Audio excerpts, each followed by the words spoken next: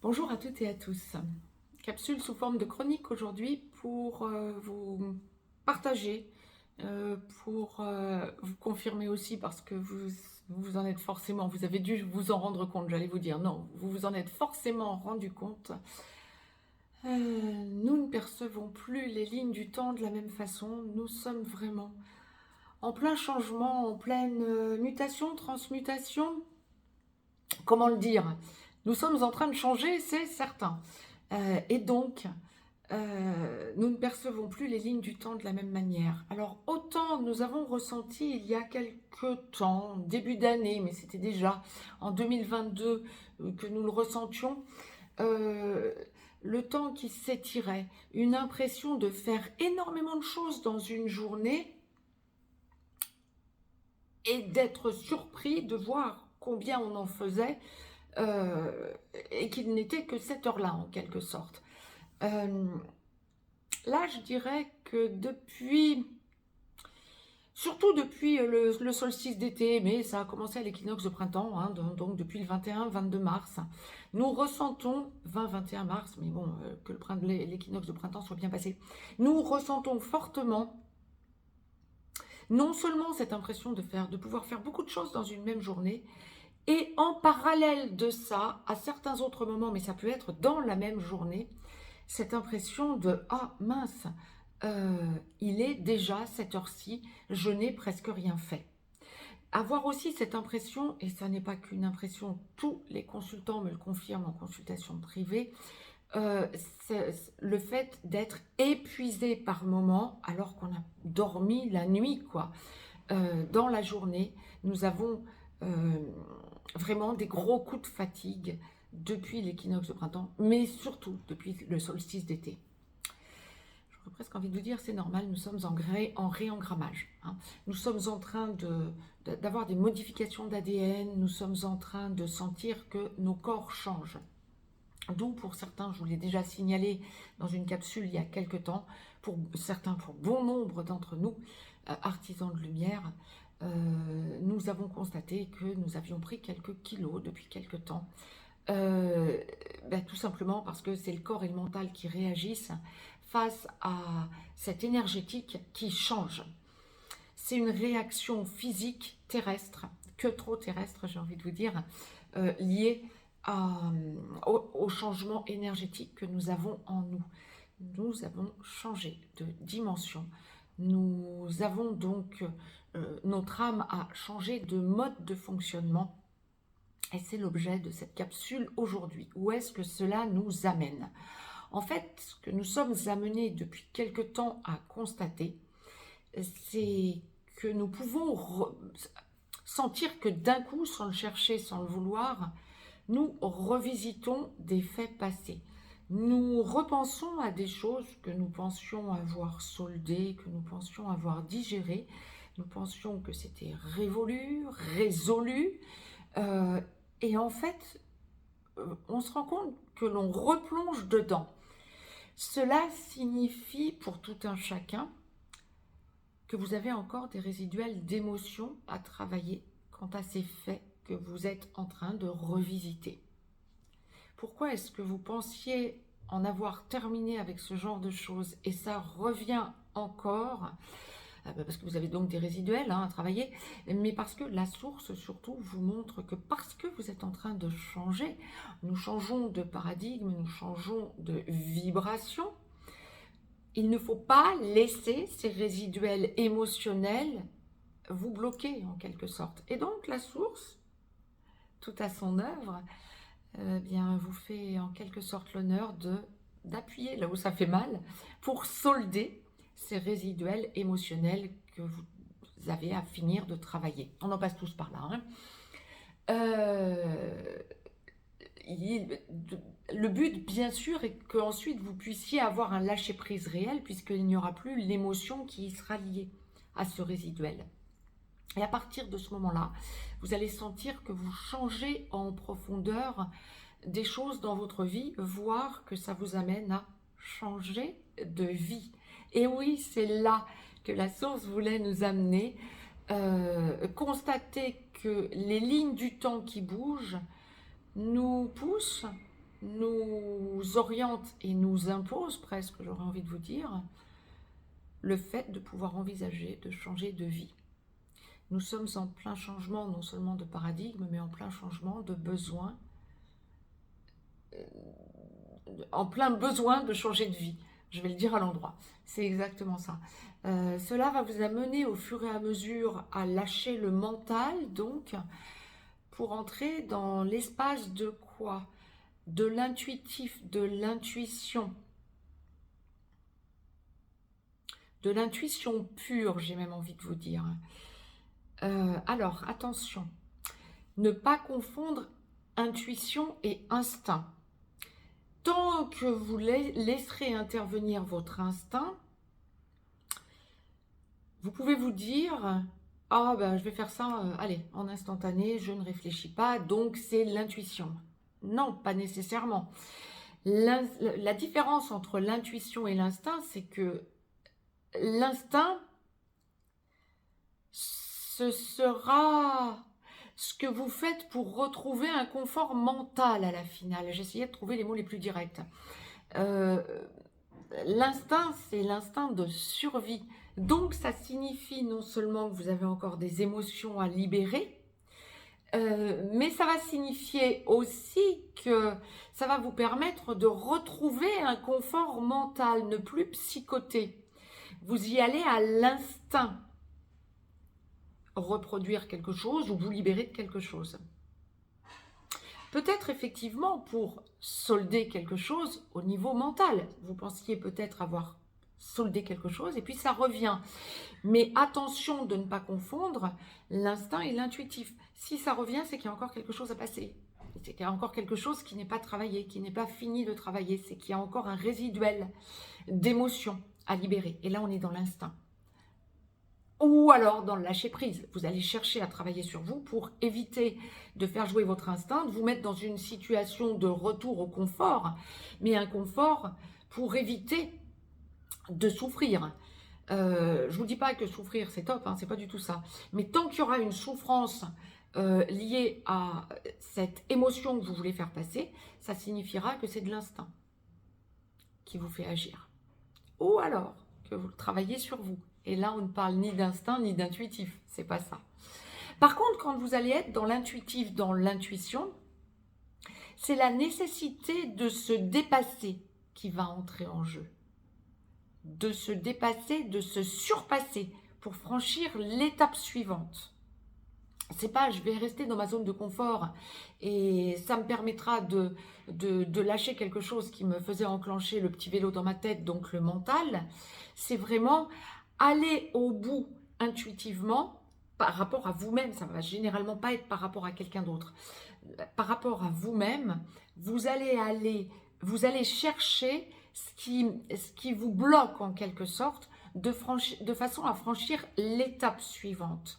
Sans mentaliser, sans plus aucune peur, dans la confiance en vous, donc dans la confiance en soi et en la source. Là, vous serez dans l'intuitif. C'est quelque chose, ça va être un travail par rapport à vous quand c'est quelque chose qui vous bloque. Tandis que l'instinct, vous allez le tourner vers quelqu'un d'autre généralement. Exemple. Je vais vous donner un exemple, je pense qui va concerner beaucoup de personnes. Je vais le recontacter ou je vais la recontacter de façon instinctivement, intuitivement, vous allez vous dire dans un premier temps. Intuitivement, oh, je vais le recontacter, je vais la recontacter, ça me fait du bien, ça va me libérer. Ça va vous libérer de quoi? Ça ne vous fait pas travailler sur vous. Ça vous fait entrer en contact avec l'autre ou avec votre autre, n'est-ce pas? Bien sûr que c'était là que je voulais en venir. Pour vous rassurer. Donc c'est l'instinct de survie. Mais c'est l'instinct donc de survie. Ça vous fait lâcher le mental, ouf, il me répond ou elle me répond. Là où ça va être intuitif, ça va être quand vous allez vous dire non, le fait de le recontacter ou de la recontacter ne me servira à rien. Je travaille sur moi pour ne plus être en souffrance et je me fais confiance et je remets tout entre les mains de la source. Là, vous franchissez un cap. Et là, c'est l'intuition qui parle. Ça va vraiment vous faire franchir un cap. C'était l'exemple que je vous donnais le plus simple. Parce que je connais un petit peu beaucoup mes chers abonnés, n'est-ce pas? Merci à vous. Mais par contre, vous pouvez le démultiplier pour n'importe quoi, bien évidemment. Ça peut toucher n'importe quel sujet. Et en ce moment, nous sommes amenés à travailler sur l'intuition, non pas l'instinct. Dépassez-vous, surpassez-vous, sentez que vous travaillez sur vous, sentez que ensuite vous franchissez une étape et que ça vous permettra d'avoir confiance en vous. C'est essentiel, ça vous permet de franchir des caps. Et ensuite, donc, d'enclencher vraiment le dialogue avec la source parce que vous aurez confiance en la source. Vous remettez tout entre les mains de la source. Et donc, actuellement, c'est ce que l'on est amené à travailler, notamment avec ce changement de temporalité. Cette impression que le temps est décousu en quelque sorte. Autant on peut faire plein de choses en très peu de temps, autant on peut avoir l'impression que le temps s'étire et que il n'est que cette heure-là finalement, alors que ou alors il est déjà cette heure-là alors que je n'ai presque rien fait, ou il n'est que cette heure-là, je n'ai presque rien fait, j'espérais qu'il soit plus tard. Aussi, le temps s'étire. Ou alors, justement, le contraire, hein. J'en ai fait énormément et il n'est que cette heure-là, j'ai encore le temps d'en faire plein. Maintenant, reposez-vous, priorisez-vous peut-être après avoir fait le forcing. Hein. Je vous le dis un peu sur le mode léger, mais pourquoi pas, si vous avez la pêche, allez-y, hein, foncez, hein. Bien sûr. Mais là, c'est tout est son contraire en quelque sorte, depuis quelque temps. Et pourquoi? Bien justement parce que nous sommes en changement de paradigme. C'est pour ça que la source me demandait de vous faire le lien entre ce changement de temporalité lié à ce changement de paradigme et le fait de sentir combien vous allez vers votre intuitif et votre intuition. Donc faire le distinguo entre l'intuition et l'instinct. Vous sentez de toute façon que par cette intuition sur laquelle vous travaillez en vous, vous êtes en train de changer de vie, vous voulez changer de vie. J'en reviens à ce que je vous disais, de mode de vie, de façon de vivre, de lieu de vie pour bon nombre d'entre vous. C'est tout à fait normal. Ne précipitez rien, n'y allez pas bien sûr à l'instinct. Justement, c'est pour ça que la source me demandait de vous détailler et distinguer les deux. Allez-y avec votre intuition, mais en revanche, ne procrastinez pas. Avancez avec le cœur. Là, vous serez dans l'intuition. Vous serez connecté à vous-même, en gratitude envers vous-même, mais surtout, vous serez connecté à la source. Et vous allez sentir combien, en changeant de paradigme, ce qui est inéluctable, on est en plein dedans, hein, vous changez de vie, de mode de vie, de façon de vivre, de lieu de vie. Vous avez besoin d'aller vers votre avenir de façon plus sereine. Ça fait un long moment que je vous parle régulièrement, parce que la source me le demande en canalisation, hein, de vous évoquer le fait de sentir qu'on va former des petits îlots, que vous avez envie de déménager, vous avez envie d'être dans la nature, vous avez envie d'avoir votre potager, votre verger, vous allez être dans l'échange, dans l'interaction, dans le sel éventuellement, hein, par rapport à vos voisins. La source me demande aussi fréquemment de vous encourager à aller chercher vos fruits et vos légumes quand vous n'en avez pas assez par vous-même ou parce que vous ne pouvez pas tout produire et que vos voisins, vous n'êtes pas encore totalement dans l'échange parce que vous n'êtes pas encore dans les mêmes énergies que vos voisins. Trouver des producteurs locaux ou aller sur des petits marchés locaux de producteurs. Je vous parlais de vos voisins. Bien sûr que bon nombre d'entre vous, bon nombre d'entre nous, artisans de lumière, peuvent avoir déjà déménagé, mais ne pas encore se sentir entourés de personnes qui vibrent comme eux, comme elles. C'est tout à fait normal. Ça n'est pas que vous êtes au mauvais endroit, c'est qu'il y a des gens autour de vous qui vont changer.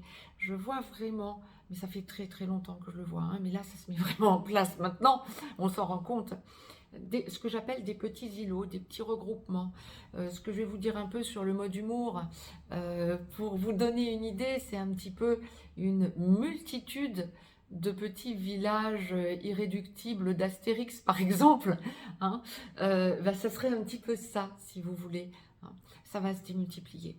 Nous allons devenir vraiment, en tant qu'artisans de lumière, nous allons aller vers des endroits où nous allons être entourés de gens qui vibrent comme nous. Nous n'avons pas besoin de les chercher, les regroupements se feront spontanément, ne vous inquiétez pas. Le but, c'est que vous trouviez votre endroit à vous. C'est pour ça que la source nous met dans ce changement de paradigme aussi. Si vous êtes déjà dans votre endroit à vous, c'est top, vous allez voir que vos voisins vont changer si vous n'avez pas encore les voisins adéquats. C'est top pour être dans l'échange, le plus possible, vivre en autarcie et dans le regroupement. Après, entre chacun des villages, des endroits, des lieux, des petits îlots, hein, comme je les appelle, vu ce qu'on m'envoie, vu ce que la source m'envoie depuis très longtemps, nous serons en interaction, bien sûr. La source nous prépare vraiment ce changement depuis l'équinoxe donc hein, d'été, depuis le 21 juin. Ça n'était pas que la fête de la musique, non, il y avait tout autre chose évidemment pour cette année. Et en fait, ça nous renvoie à l'équinoxe, au solstice d'été, pardon, du 21 juin. Ça nous renvoie, c'est pour ça que j'étais déjà sur l'équinoxe, j'allais vous parler. En fait, ça se prépare depuis l'équinoxe de printemps 2017. Je vous l'ai souvent évoqué, cet équinoxe de printemps 2017, où nous avons déjà changé de paradigme et où le moyen astral a été complètement annihilé. Depuis, les artisans de lumière commençaient à sentir que de plus en plus, ils avaient l'opportunité de se regrouper, de se retrouver, d'être en interaction, etc. Et puis il y a ce que l'on va appeler communément le bas astral, les personnes, si on en reste au règne humain, encore une fois, mais tous les règnes sont logés à la même enseigne, hein, règne végétal, règne animal et règne humain, dans le même pourcentage, grosso modo. Si on n'est pas artisan de lumière, c'est que l'on ne s'est pas incarné dans cette vie pour cela. Pas de critique à avoir, pas de distorsion, c'est ok, hein, bien évidemment. Hein. On est resté dans ce genre de situation. Ceux qui ne sont pas artisans de lumière sont restés en 3D. Alors, ils peuvent évoluer, bien évidemment, aussi, mais il n'y a plus cette passerelle pour aller du bas astral, entre guillemets, à l'artisanat de lumière. Eh bien, il n'y a plus de moyen astral pour y passer depuis l'équinoxe de printemps 2017. D'où fin août 2022, la scission des deux mondes en un. C'est ce qui a été préparé depuis l'équinoxe de printemps 2017. Et là, avec cet équinoxe de printemps 2023 et surtout ce solstice d'été 2023, moi j'en étais déjà là tout à l'heure, c'est pour ça que je vous parlais d'équinoxe de printemps, parce que je voulais vous parler de 2017, mais j'en étais déjà au solstice d'été 2023. Eh bien, nous sommes en plein dans ce changement de paradigme depuis le 21 juin. On sent vraiment, nous sentons vraiment tout un chacun que nous sommes projetés en quelque sorte dans la multidimensionnalité. Nous ressentons de plus en plus des dimensions supplémentaires autour de nous. Il n'y a pas que 3 dimensions. Bien sûr, nous sommes en 4D, donc bien évidemment, la temporalité, la fameuse temporalité, entre autres. Mais nous ressentons des tas de choses autour de nous, beaucoup plus amples, dans d'autres dimensions, même terrestrement parlant. Il n'y a pas besoin de se décorporer et d'aller voir dans d'autres planètes ou dans l'astral. Hein. On est vraiment terrestrement parlant dans une multidimensionnalité que nous ressentons vraiment de plus en plus, notamment avec l'énergie quantique. L'énergie quantique, vous savez que j'aime beaucoup dire quantique en référence bien sûr au quantum.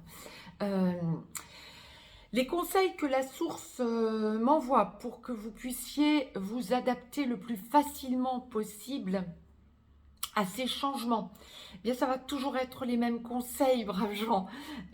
Buvez beaucoup d'eau plate.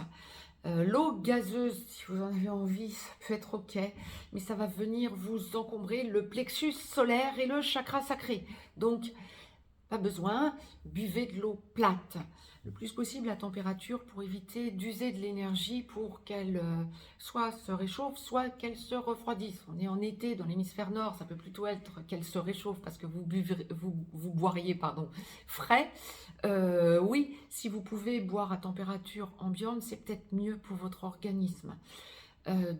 Il faut savoir que quand nous buvons froid, il faut que notre organisme dépense de l'énergie pour réchauffer et mettre à la température de notre corps, c'est-à-dire 37 degrés grosso modo.